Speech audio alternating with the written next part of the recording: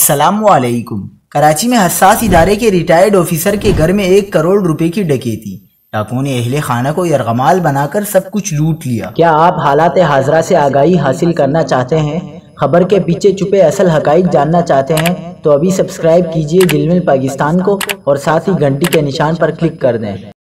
آپ کو بتاتے چلیں کہ فیڈرل بی ایریا بلاک 10 میں سیکیورٹی ادارے کے ریٹائرڈ آفیسر کے گھر میں ڈکیتی کی واردات۔ 8 مسلح ڈاکو رات گئے گھر میں داخل ہوئے اور گھر میں سوئے ہوئے افراد کو اسلحے کے زور پر یرغمال بنانے کے بعد 32 لاکھ روپے، 365 امریکی ڈالرز، 3 طلائی زیورات کے سیٹ، 6 طلائی چوڑیاں اور دیگر قیمتی سامان لوٹ کر فرار ہو گئے۔ گلبرگ پولیس کے مطابق ریٹائرڈ آفیسر کے گھر میں ڈکیتی کی واردات رات 3:30 بجے سے رات 4:30 بجے کے درمیان ہوئی۔ پولیس کے مطابق ریٹائرڈ آفیسر کی اہلیہ بھی قانون نافذ کرنے والے ادارے میں ڈاکٹر ہے۔ پولیس کے مطابق ڈکیتی کی واردات میں افغانی گینگ ملوث ہے۔ جائے واردات سے شواہد اکٹھا کرنے کے بعد پولیس نے واردات میں ملوث ملزمان کی گرفتاری کے لیے کوششیں شروع کر دی ہیں۔